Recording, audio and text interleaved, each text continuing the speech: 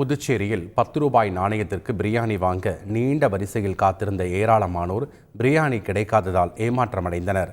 காணும் பொங்கலை ஒட்டி புதுச்சேரியில் உள்ள ஒரு தனியார் ஹோட்டலில் 10 ரூபாய் நாணயத்திற்கு பிரியாணி பொட்டலம் வழங்கப்படும் என விளம்பரம் செய்யப்பட்டது.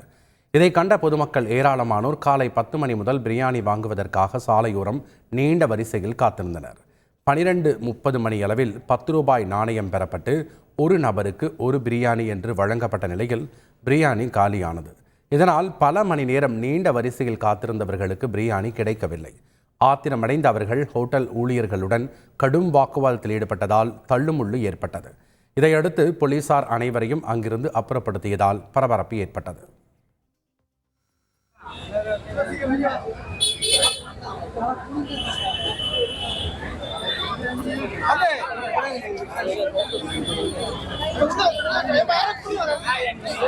பேப்பர்ல ஒரு 100 பேர் போட்டு எல்லாம் வேலையை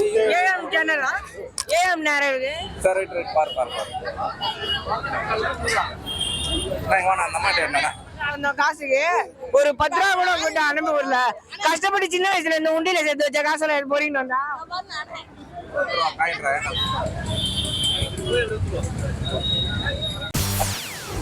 செய்திகளை உடனுக்குடன் தெரிந்து கொள்ள உடனே சப்ஸ்கிரைப் பண்ணுங்க.